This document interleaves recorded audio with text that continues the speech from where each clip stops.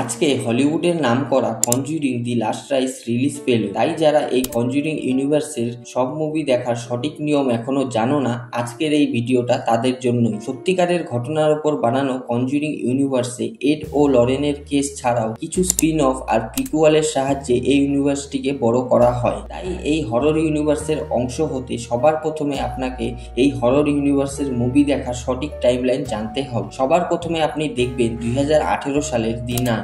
এখানে ভালাকের জন্ম দেখানো হয়েছে, যাকে পরে আমরা কনজুরিং টুর ভিলেন রূপেও দেখি। ভালাককে আটকাবার চেষ্টা করে সিনেমাতে একজন পাদ্রী আর একটা সদ্য ভর্তি হওয়া নান। এখন এই ডিমনের সাথে কি করে সামনা করে এই দুইজন জানতে দেখে ফেলুন এই সিনেমার ভালো দিক হলো সিনেমাটোগ্রাফি, ব্যাকগ্রাউন্ড মিউজিক আর সাসপেন্স, যা আপনাকে সাহায্য করে আতঙ্কিত করতে। তাছাড়া ভালাকের উপস্থিতি আপনাকে এর পরের মুভি দেখতে ভীষণ পরিমাণে উত্তেজিত করবে।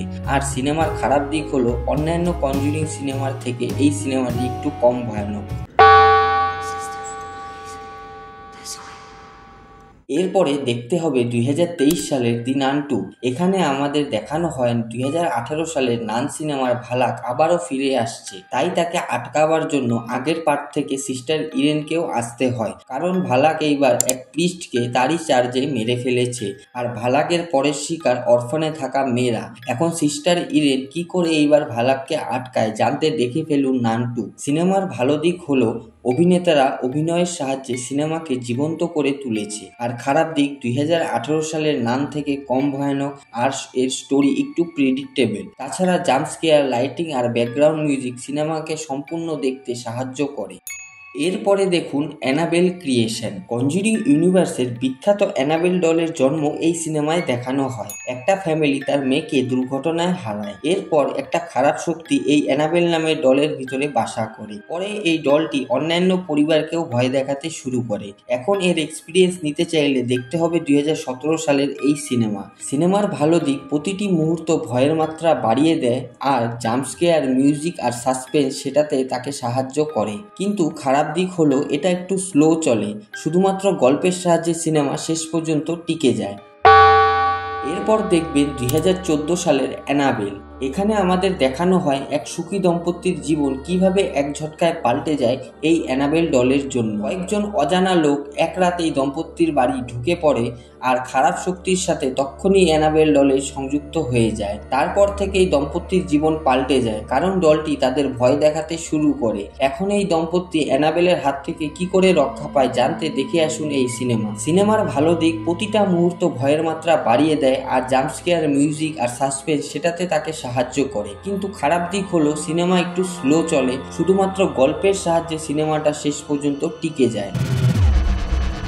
এরপর দেখবেন 2013 সালের দ্য কনজুরিং। রজার এবং তার স্ত্রী ক্যারোলিনের 5টি মেয়ে ছিল। তারা তাদের নতুন বাড়িতে ভয়ঙ্কর দৈনন্দিন জীবন কাটাচ্ছিল। মেয়েরা রাতে আওয়াজের সাথে বিছানার নিচে কিছু দেখারও দাবি করে। প্রথমে ক্যারোলিন বিশ্বাস না করলেও তাদের কুকুরের রহস্যজনক মৃত্যু তার সামনে সবকিছুই পরিষ্কার করে দেয়। যখন পরিস্থিতি সীমা ছাড়ায় তখন এড আর লরেনকে ডাকা হয়। এড ও লরেন কি করে পেরন পরিবারের সাহায্য করে সিনেমায় আমাদের সেটাই দেখতে হয়। কিন্তু এইবার এড আর লরেনের সামনা হবে বাথশেবা নামের এক শয়তান ডাইনির সাথে, যে নাকি নিজের সন্তানকে বলি দিয়ে শয়তানের পূজা করেছিল।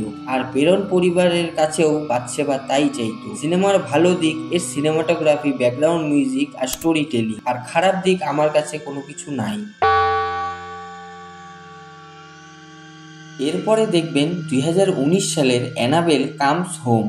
অ্যানাবেলের এটা 3য় অধ্যায়। সিনেমায় দেখানো হয় এড আর লরেন অ্যানাবেলকে বাড়িতে নিয়ে এসে তাদের আর্টিফ্যাক্ট রুমে রেখে দেয়, কারণ এটি খুব বিপজ্জনক, আমরা সবাই জানি। সে তার সাথে অন্য আত্মাকেও ডেকে আনে। একদিন ভুল করে একজন অ্যানাবেলকে বের করে ফেলে। ব্যাস তখনই অ্যানাবেল নিজের সাথে ফেরিম্যান, হেলহাউল্ডের মতো অন্যান্য আত্মাকে নিয়ে আসে। বাড়িতে শুধুমাত্র 3 জন বালিকা। এখন এই 3 জন বালিকা কি করে অ্যানাবেলের সামনা করে সিনেমায় আমাদের সেটাই দেখতে হয়। সিনেমার ভালো দিক এর সিনেমাটোগ্রাফি, ব্যাকগ্রাউন্ড মিউজিক আর অভিনয়, যেটা সিনেমাকে আকর্ষণীয় করে তোলে। তার মধ্যে তো এইবার অ্যানাবেল একা নয়। খারাপ দিক হলো একটু স্লো চলে স্টোরি, আর কনজুরিং সিনেমা দেখার সময় যে ভয়ের অনুভূতি হয় সেই রকম এই সিনেমাতে কিছু নেই। এরপর দেখবেন দ্য কনজুরিং 2। যেটা আমার দেখা কনজুরিং ইউনিভার্সের সবচেয়ে ভয়ানক মুভি।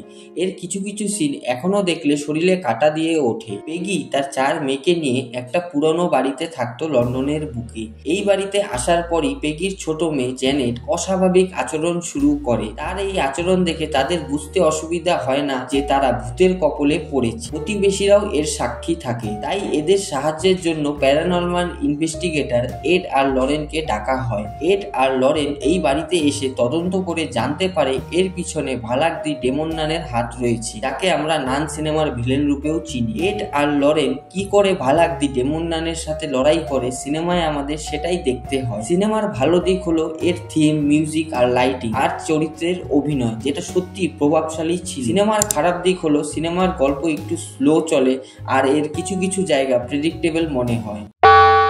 এরপর দেখবেন দ্য কার্স অফ লা লরোনা। মেকাররা দাবি করেছে এটাও কনজুরিং ইউনিভার্সের পার্ট। অনেক বছর আগে লা লরোনা নামে একটি মেয়ে তার সন্তানকে হত্যা করে শয়তানের কাছে চলে যায়। তাকে পরবর্তী সময়ে লোকে কাঁদুনি নারী হিসেবেও চিহ্নিত করে, যে নাকি শিশুদেরকে হত্যা করে। লা লরোনার নজর পড়েছে অ্যানি নামের এক মেয়ের সন্তানের দিকে। অ্যানির 2 ছেলে 1 মেয়ে। তারা বিভিন্ন ভয়ঙ্কর অভিজ্ঞতার শিকার হয়েছে এরই মধ্যে, যেমন তাদের বাড়িতে বাচ্চারাও যে কেউ কান্না করে, ছায়ামূর্তি দেখা যাওয়া। এখন সিনেমায় আমাদের দেখতে হয় অ্যানি কিভাবে লা লরোনার সাথে লড়াই করবে। এছাড়া সিনেমার ভালো দিক হলো এর ভুতুড়ে থিম আর সিনেমায় দেখানো কিছু জাম্প স্কেয়ার। খারাপ দিক হলো কনজুরিং এর মতো ভয়ের অনুভূতি তৈরি হয় না এই সিনেমা দেখার সময়। এছাড়াও প্রেডিক্টেবল স্টোরি। এরপর দেখবেন the conjuring 3, the devil made me do it. এটা একটা সত্যি ঘটনার উপর বানানো সিনেমা। আর্নি জনসন নামে এক অভিযুক্ত তার খুনের জন্য শয়তানকে দায়ী মনে করেন। তাই হাউস অফ লয়ের আদালত এড আর লরেনকে সাহায্যের জন্য ডেকেছেন। তদন্ত করে তারা জানতে পারেন আর্নি নির্দোষ। এর পিছনে রয়েছে শয়তানের চক্রান্ত, যা আর্নির পরিবারকেও বিপদে ফেলে। এখন এড আর লরেন কি করে এই কেস সলভ করে আর্নিকে নির্দোষ প্রমাণ করে সিনেমা আমাদের সেটাই দেখতে হয়। এছাড়া সিনেমার ভালো দিক হলো এর ইউনিকনেস, থিম আর চরিত্রের অভিনয়, যেটা সত্যি দর্শককে আকর্ষিত করতে সক্ষম। খারাপ দিক হলো আগের কনজুরিং এর মতো ভয়ঙ্কর সিন নেই, কোনো শক্তিশালী ভিলেন নেই। এক কথায় এটা হরর কম ক্রাইম থ্রিলার বেশি। তো এটাই ছিল আজকে কনজুরিং ইউনিভার্স দেখার সঠিক টাইমলাইন, যেটা তোমাকে কনজুরিং দি লাস্ট রাইজ দেখতে সাহায্য করবে। আশা করব আপনাদের ভিডিওটি ভালো লেগেছে। এর মধ্যে থেকে কোনটা আপনাদের ফেভারিট হরর মুভি কমেন্টে জানাবেন। আর এই ধরনের ভিডিও দেখতে চ্যানেলটিকে সাবস্ক্রাইব করতে একদমই ভুলবেন না।